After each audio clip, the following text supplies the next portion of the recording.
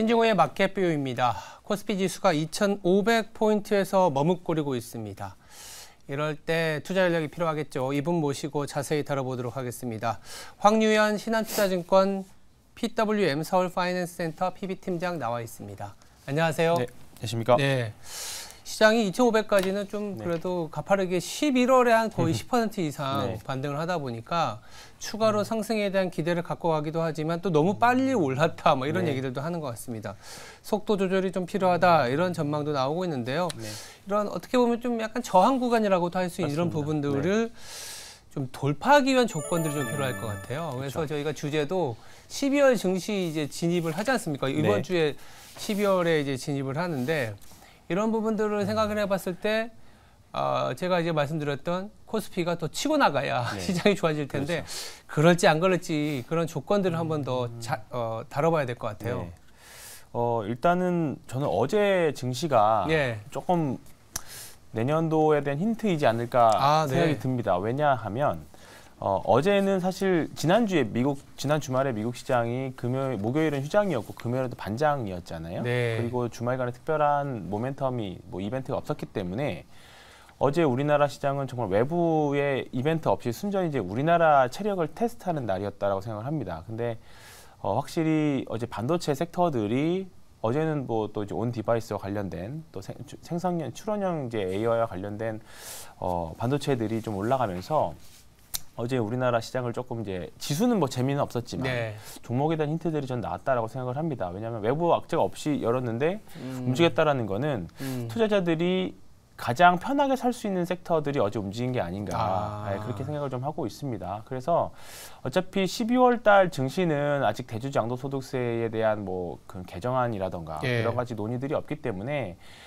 과거와 같은 패턴을 간다라고 하면 12월 증시는 재미는 아마 없을 거라고 생각을 합니다. 지수 자체는 그러면 이제 지금부터 한 2, 3주 정도는 아마 소강 상태에 들어갈 거고 지금 더군다나 외국인들 매수도 좀 취약한 상태이다 보니까 결국 거래대금 감소로 이어지고 그런 부분들이 그러면 지수에 대한 플레이보다는 종목장에 대한 플레이들이 계속 당분간은 이어지지 않을까 일단 그렇게 생각을 합니다. 근데 10월 달에 하락 이후에 아직 10% 정도의 반등은 과거 평균치 대비하면 아직 엄청나게 나온 건 사실 아니라고 생각을 합니다. 추가적인 상승은 좀 가능하다 생각하고 산타 랠리보다는 우리나라는 연초 랠리, 가시 랠리라고 하는 연초 랠리가 더 상황적으로 더 우리나라 통계에는 더 맞기 때문에 지금은 내년도 주도주를 공부하시고 이제 준비를 해야 되는 시기라고 생각을 합니다. 그래서 지금 특별히 지수에 대한 저항이다 이런 것들을 의미부여하시기보다는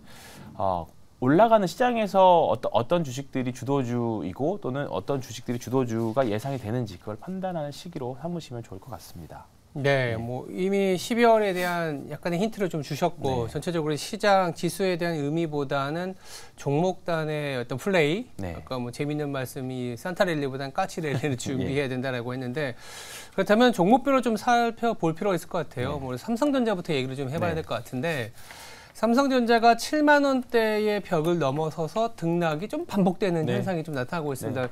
이 이상의 모멘텀을 찾는 그런 과정일 수도 있고 외국인은 좀 사지만 개인은 조금은 이제 매도하는 그런 느낌도 있거든요. 연고 좀 돌파하려면 뭐가 필요한지 아니면 주가가 어디로 갈지 상당히 궁금해지는 상황인 것 같아요.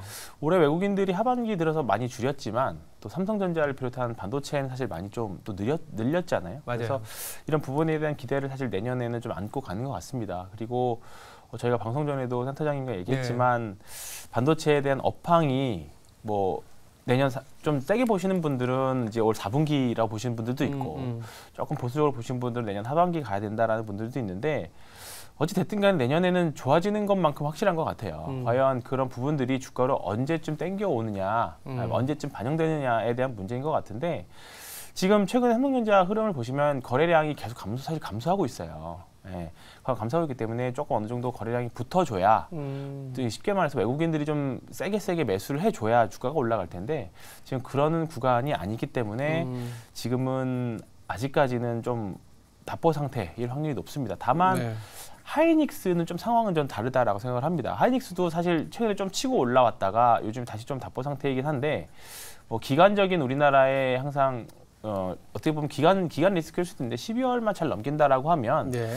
내년도 HABM부터 시작해서 AI와 관련된 그 반도체 또 AI를 추론형 AI를 구동시키기 위해서는 또 디램도 많이 필요하기 때문에 이런 부분에서는 내년에는 삼성전자, 하이닉스는 충분히 기대해 보실 만하다 생각합니다. 지금 삼성전자 같은 경우에는 좀 많이 어느 정도 이제 박스권 상단까지 올라오니까 네. 개인 투자자들이 사실 많이들 매도하시는 것 같거든요. 왜냐하면 이 주식 매도해서 좀 다른 주식으로 좀 하고 싶어서 매매를 하고 싶어서 그러신지는 몰라도 지금 구간이 만약에 매수 단가나 어느 정도 이제 내가 손실을 감내할 수 있는 범위다라고 하면 저는 그 전략도 사실 나쁘지는 않다고 생각합니다. 주식이라는 게 뭐 위대한 주식을 좋은 회사를 보유해서 갖고 있다라는 것보다는 사실 돈을 벌기 위한 게임이기 때문에 네. 수익률 게임으로 접근을 하신다라고 하면 분명히 다른 대체제들은 지금은 조금 더 있지 않을까 그 생각이 좀 듭니다. 네.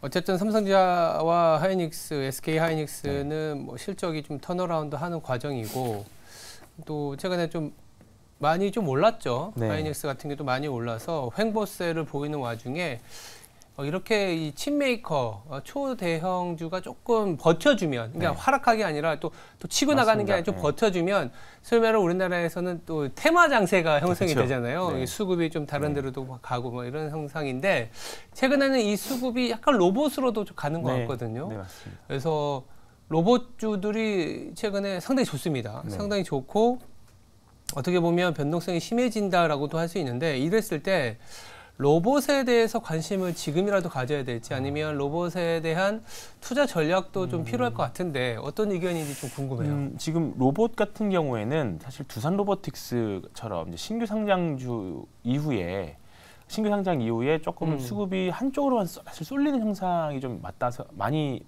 특이한 상황이라고 생각을 하거든요. 네. 그러니까 지금 보면 다른 로봇 주식들은 뭐 올 한해 이슈 있었던 레인보우 로보틱스도 그렇고 지금 다른 로봇 주식들은 상대적으로 수익률 격차는 사실 좀 많이 벌어져 있는 상태입니다. 네. 그러니까 한번 시세를 크게 냈었기 때문에 전반적으로 그리고 사실 로봇이 우리 일상까지 들어오기에는 사실 저는 조금은 뭐 산업용 쪽은 몰라도 아직까지는 우선순위에서는 저는 주식시장에서는 좀 밀린다라고 생각을 합니다. 그래서 지금 두산 로보틱스 같은 경우에는 이제 신규 상장 이후에 일시적인 수급 쏠림으로 인해서 사실 지금 9연속 양봉이거든요. 사실 좀 특이한 패턴으로 가고 있기는 한데 지금 약간 되는 섹터 안에서도 되는 종목만 매매를 하겠다 약간 그런 느낌인 것 같습니다. 그래서 지금 안 오른 로봇을 접근하시기보다는 차라리 두산 로보틱스를 매매를 하시는 게 더 낫다 생각해요. 차라리 더 올랐어도 만약에 여기서 두산 로보틱스가 쉬는 조정 구간으로 들어간다고 하면 다른 로보틱스가 키 맞추기를 하려고 따라온다라기보다는 같이 실 확률이 더 높다라고 생각을 합니다. 예, 그리고 연말이기 때문에 그렇게 해서 로봇이 뭐 미래 성장성도 맞고 두산 로보틱스가 그나마 다른 로봇주 대비 실적이라던가 산업용 쪽에서 충분히 실적을 내고 있는 주식은 맞지만 주식 투자의 관점에서는 차라리 매매를 하실 거면 조금 무서워 보이는 두산 로보틱스. 그러니까 신고가 가서 좀 매매하기 어렵다라고 말씀하시지만 어차피 지금 다른 로봇 주식을 해도 안 오르거나 두산 로보틱스가 부러진다라고 생각을 하면 같이 무너질 확률이 높기 때문에 리스크 관리를 철저히 하신다는 관점 하에서는 사실 두산 로보틱스를 매매하시는 게 낫다라고 생각합니다. 항상 시장이 뭔가 새로운 꿈과 스토리가 있는 주식을 찾아다니는데 네. 그 과정에서 이제 대장주라고 할 수 있는 종목들은 뭐 이유는 있겠지만 항상 뭐 이유 계속 오르잖아요. 그렇죠. 네, 네. 오르고 주변주들이 같이 따라 붙긴 하지만 결국은 스토리에 의한 상승은 또 네. 한계가 있고 그리고 최근에는 금리를 좀 동결하는 과정에서 좀 이제 성장주 찾기 나선 그런 국면이기 때문에 말씀 주신 것처럼 오히려 확산되기보다는 오히려 로봇주를 한다면 두산 로보틱스 같은 대장주에 오히려 머무르는 게 나을 수 있다. 이런 얘기를 좀 해봤습니다. 그러면 또 다른 성장주라고 할 수 있는 제약바이오도 한번 짚어보도록 하겠습니다. 이 참 미국에서도 최근에 핫해진 이슈가 비만 치료제이기도 하고 꼭 비단 비만 치료제뿐만이 아니라 그동안 오래 쉬었기 때문에 이 제약바이오가 사실 보니까 금리 인상이 시작되고 나서 계속 시장에서 소외되긴 했었거든요. 거의 2년 내내 소외됐기 때문에 이제 드디어 좀 봐줘야 되는 거 아니냐 이런 의견들도 있습니다. 그래서 현 시점에서 제약바이오주들이 조금씩은 이런 어떻게 보면 테마까지는 아니더라도 이제는 진짜로 실체 있는 신약, 실체 있는 아이디어들이 나오다 보니까 정말 이제는 접근해야 된다라는 시각들이 많거든요. 예. 어떻게 보세요? 제약바이오가 예전에는 말 그대로 내러티브로 엄청나게 변동성을 그렇죠. 있었던 종목들이었습니다. 이 어떤 한 제약사가 이 약을 개발했을 때 향후에 어떤 기전에 적용을 해서 이 현실화됐을 때 돈을 얼마 벌 거다. 미래의 밸류 가치를 사실 엄청 많이 땡겨왔던 섹터들이 제약바이오인데 요즘 투자자분들이 다 스마트해져서 그런지는 몰라도 특히 제약바이오 같이 이제 숫자를 잘 안 찍혀 있는 종목들은 그런 매매가 이제는 더 이상 먹히지 않는 것 같아요. 2018년 상반기까지 정도만 그게 마지막 제약바이오 정말 끝에 젠, 셀, 진 붙었던 종목들이 다 올라갔던 것처럼 그 시대 이후에 사실 오지 않고 있는데 그렇다 보니까 제약바이오도 저는 내년에 관심 갖고 있는데 숫자로 증명할 수 있는 종목들만 사실 지금은 확실하게 좀 나오는 것 같아요. 그게 그 위 종목들이 대부분 다 제약주.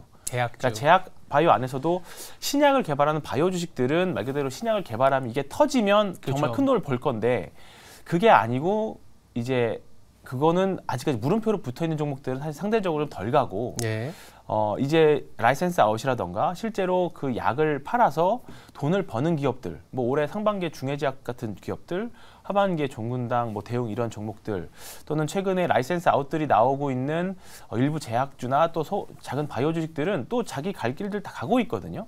확실히 이제 조금 약간 그 결들이 많이 갈라진 거기 때문에 예전처럼 제약 바이오를 바라보실 때 너무 많이 떨어져서 또는 금리를 인하할 것 같으니까 또는 이 회사가 이 약이 현실화됐을 때 이런 가정을 보시기보다는 조금 근시간 내에 뭔가 성과를 이룰 수 있는 또는 실적을 낼 수 있는 종목들 위주로 접근을 하시는 게 내년도 제약바이오를 접근하는 방법일 것 같다 생각이 들고요. 조금 더 바이오가의 열풍이 조금 성장주에 대한 열풍이 오려면 지금 우선순위로 좀 더 좋게 생각하는 다른 섹터들이 조금 밀려야 오히려 올라가지 않을까. 저도 사실 내년 상반기에 바이오가 좀 되지 않을까 생각을 하고 있었는데 금리 인하를 오히려 단행을 좀 하고 오히려 이제 조금 내년에 기대되는 반도체라던가 지금 올라가는 주도주 섹터들이 조금 쉬어야 그 수급들이 바이오로 오지 않을까 그 생각은 사실 좀 하고 있습니다. 그렇게 보면 최근에 핫한 게 이제 HBM이라든지 그렇죠. 뭐 방금 말씀드렸던 로봇이라든지 물론 뭐 로봇과 HBM이 무조건 죽어야지 제약바이오가 산다는 건 아니지만 이런 어떤 밸런스 상에서 맞습니다. 그리고 또 만약에 금리 인하 시점이 다가온다 그러면 제약바이오는 또 이런 어떤 고금리의 영향을 피해를 봤었기 때문에 수혜를 받을 수 있는 그런 상황이다. 그러면 조금씩 이 제약바이오에 대한 스터디가 필요하고 내년 중후반에는 어쩌면 우리가 이 시점에 와서 내년 2024년의 12월에는 올해 제약바이오 정말 좋았습니다. 이런 얘기를 할 수 있는 국면일 수도 있겠다. 정리를 좀 해보겠습니다. 일단 마지막으로 우리가 뭐 앞서 삼성전자부터 뭐 로봇주, 제약바이오주까지 상당히 많은 업종과 종목에 대한 얘기를 했는데 결국은 이제 12월에 시장을 진입했을 때 우리가 마지막 한 달, 2023년 참 굴곡이 좀 심한 어떤 해였는데 이런 굴곡이 심한 해를 좀 유종의 미를 거두려면 어떤 업종과 어떤 종목에 좀 접근해야 될지 참 어렵지만 어렵습니다. 어렵다 생각을 하고요. 최대한 저는 보수적으로 단기 매매만 차라리 그렇다고 뭐 있는 종목들을 손절하실 필요까지도 없다고 생각합니다. 손절. 근데 이제 좀 12월 달은 지루한 시장이 될 수 있기 때문에 굳이 무리해서 매매하실 필요는 없다. 그 생각을 좀 많이 들고 있고요. 여전히 저는 내년에는 반도체 위주로 보시는 게 낫지 않을까 생각을 듭니다. 어제 같은 경우에는 이제 정말 오랜만에 팹리스하고 디자인하우스 종목들이 많이 올라왔거든요. 그러니까 이제 HBM을 떠나서 올해가 HBM이었다면 이제 그 HBM이든 AI든 이제 학습한 그 내용을 가지고 내년부터는 본격적인 추론형 AI 시대가 들어오기 시작합니다. 그러면 이제 쉽게 말해서 엣지 디바이스라고 하는 뭐 자율주행 차가 됐든 스마트폰이 됐든 이런 부분들이 예전에는 서버에서 AI를 이용했다라고 하면 각자마다의 그 디바이스에서 이제 AI를 구동할 수 있는 시기가 오게 된다라고 하면 결국은 그거에 맞는 이제 칩들을 제조를 해줘야 되잖아요. 그러면 그런 것들을 해줄 수 있는 게 이제 디자인 하우스들입니다. 네. 어제 많이 올랐던 뭐 칩셋미디어나 가온칩스나 뭐 에디 테크놀로지 같은 종목들이 정말 올해하고 작년에는 정말 고생을 많이 했어요. 마진들이 워낙에 낮은 사업들이었기 때문에. 근데 올해부터 또는 내년부터는 본격적으로 개선하는 흐름들도 나올 수 있고요. 이를 생성형, 추론형 AI를 돌리기 위해서는 또 더 많은 또 디램들이 필요합니다. 그렇죠. 그래서 어제 심택이라던가 전통 레거시 반도체 소부장들도 많이 올랐거든요. 이런 종목들도 내년에 또는 올 12월 달에도 한번 해보실 만하지 않을까. 계속 반도체 쪽 위주로 매매를 해보실 거를 권해드리고 있습니다. 네, 알겠습니다. 좀 빠르게 왔었던 산타랠리였던 것 같아요. 11월에. 이게 더 이어질 수도 있겠지만 조금은 숨고르기도 필요하고 어쩌면 우리나라는 또 까치랠리를 기대해 볼 수 있는 기간으로 12월을 좀 삼자, 이런 의견이었습니다. 지금까지 황유현 신한투자증권 PWM 서울 파이낸스 센터의 PB 팀장이었습니다. 감사합니다. 네, 고맙습니다.